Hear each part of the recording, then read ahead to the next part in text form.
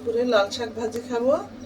এই যে লাল শাকটা বেশ লাল মনে হচ্ছে, টুকটুকি হবে, লাল ভাতে মাখলে লাল হয়ে যাবে ছোটবেলার। এই পেঁয়াজ রসুন দিলাম, তার সাথে কাঁচামরিচ অল্প, কারণ বোম্বাই মরিচ দেবো একটু, খাইতে মজা লাগবে, গ্রান আসবে। এই যে দিয়ে দিলাম পেঁয়াজ আর রসুন।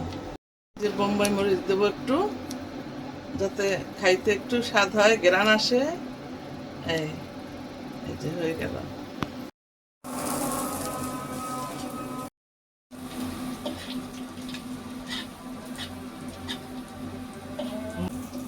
পেঁয়াজটা একটু ভাজা ভাজা করে তারপর শাকটা দিয়ে দেবো, একটু লবণ দিয়ে দেবো, বাস হয়ে গেল।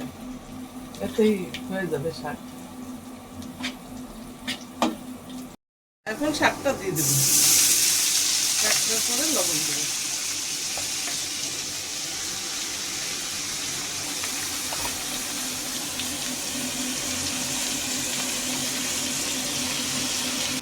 এখন একটু লবণ দিয়ে দেবো আর একটু লাগবে।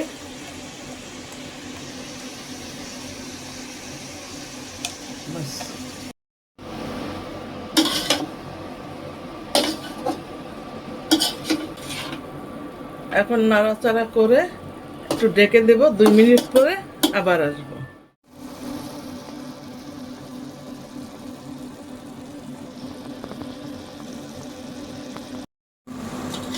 এখন নাড়াচাড়া করে দিলাম একটু, 3 মিনিট পরে আসলাম, এসে দেখলাম যে শাকটা বেশ হয়ে গেছে।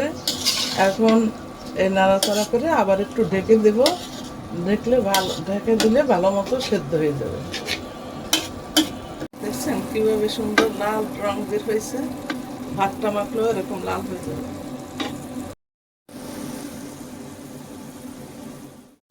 আমাদের শাকভাজি হয়ে গেছে, এখন তুলে ফেলবো। আপনারাও খাইতে আসেন আমাদের সাথে, অনেক মজা।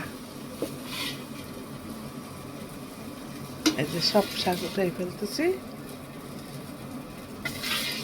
শাকভাজি দেখেন হয়ে গেছে, আপনারাও খাইতে আসেন আমাদের সাথে, আমরা খুশি হব। আসলে লাইক শেয়ার দিয়ে দিবেন এবং ভিডিওটা সাবস্ক্রাইব করে দিবেন।